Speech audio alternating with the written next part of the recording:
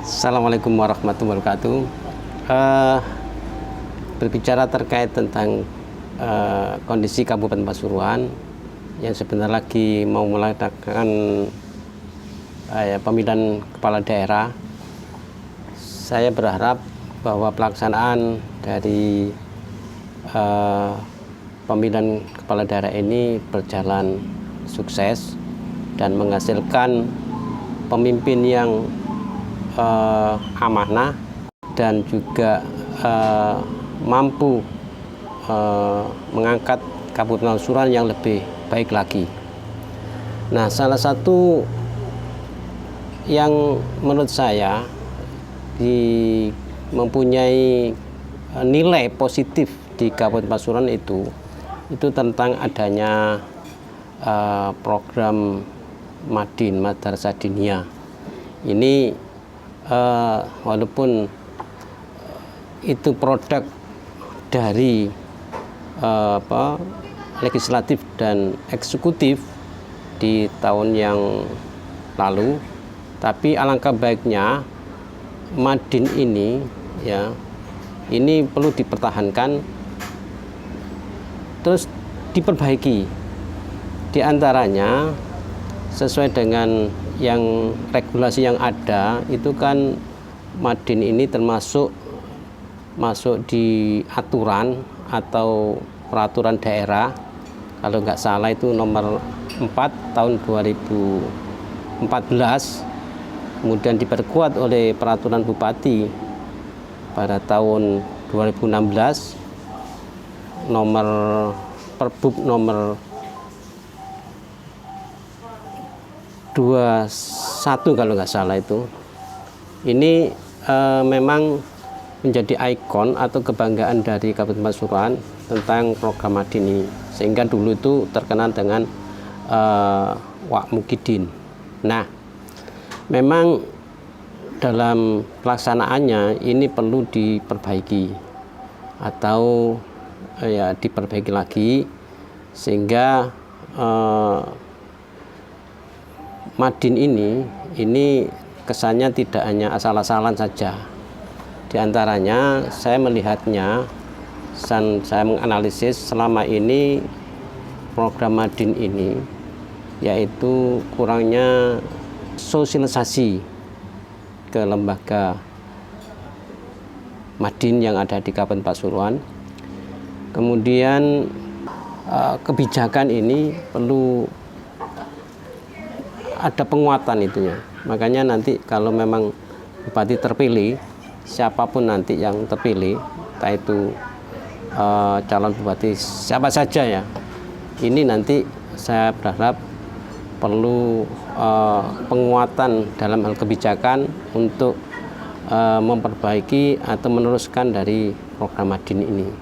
Bagaimana juga program Madin ini adalah sebuah arah untuk pembentukan karakter generasi muda atau generasi di Kabupaten Pasuruan, terutama terkait tentang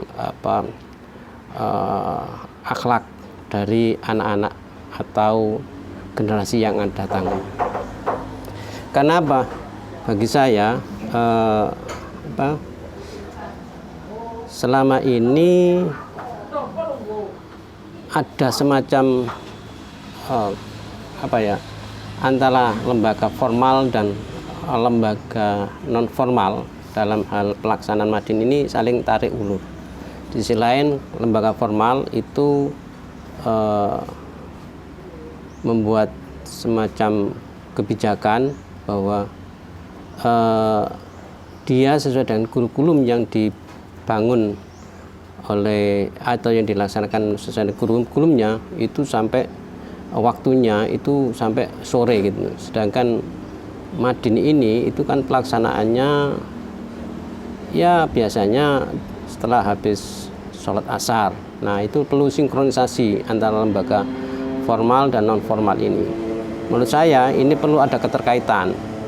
Keterkaitan di situ diantaranya saling mendukung, di mana namanya, apalagi kalau saya mengacu pada kurikulum Merdeka namanya pembelajaran itu kan tidak hanya sebatas pada di kelas atau di dalam ruangan saja.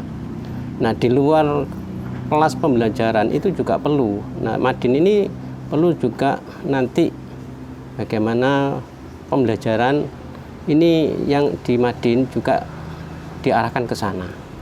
Diarahkan bagaimana bisa mendukung pembelajaran yang ada di sekolah-sekolah formal.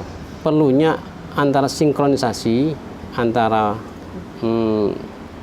lembaga formal dan non formal. Nah, ini siapa yang bisa menengahi? Di situ ada bupati atau lewat dinasnya atau kemenaknya. Yang penting kepentingannya adalah untuk perbaikan atau bagaimana mendidik anak itu berakhlak yang baik dan juga cerdas, pintar, dan menghasilkan anak-anak yang cerdas secara EQ-nya, pengetahuannya, cerdas secara spiritualnya. Ini yang perlu dibangun. Di lembaga formal itu ya ada pembatasan waktunya lah, dan kemudian disinkronkan dengan di lembaga non formal Madin. Ini juga gitu, misalkan ketika jam 1 lembaga formal itu memulangkan anak-anak. Nah, kemudian ada tugas-tugasnya. Tugas-tugas dari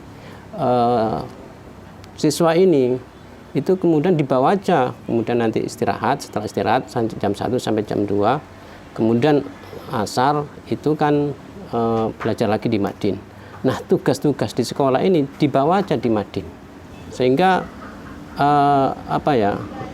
antara lembaga formal atau anak-anak yang sekolah di formal ini juga ditundang oleh Madin. Madin juga gitu, bisa ditunjang dengan waktu yang lebih baik untuk dilaksanakan di Madin. Saya kira itu untuk formulasinya begitu.